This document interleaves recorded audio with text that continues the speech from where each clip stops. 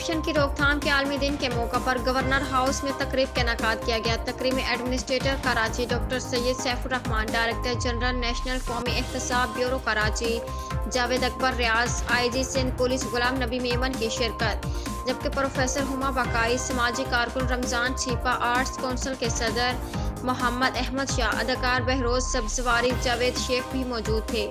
Governor Sindh نے خطاب کرتے ہوئے کہا کہ کرپشن کا عنصر سماجی و معاشی زندگی کو تباہی کی جانب گامزن کر دیتا ہے۔ جس کے پاس اختیار ہو اسے اس کا صحیح استعمال کرنا چاہیے۔ جبکہ کامران ٹیسوری نے بتایا کہ صاحب اختیار اگر خود بددیانت ہو جائے تو معاشرے کے اجتماعی بربادی کا عمل مزید تیز ہو جاتا ہے، اور کرپشن مالی ہو یا اخلاقی دونوں معاشرے کی بنیادوں کو کھوکھلا کرتی ہے۔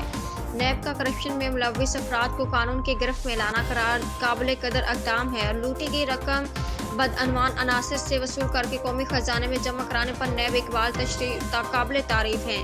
نیب نے کرپشن کی روک تھام میں نمایاں کامیابی حاصل کی ہے۔ گورنر سندھ نے کہا، سرکاری محکموں میں رشوت ستانی سے عوام کو پریشانی کا سامنا کرنا پڑتا ہے۔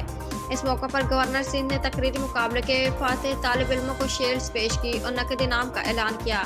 نیب کے سربراہ جاوید اکبر ریاض نے گورنر سندھ کو نیب کراچی کی کارکردگی کے بارے میں بریفنگ دی۔ عمدہ میں پکائیں اور جی بھر کے کھائیں۔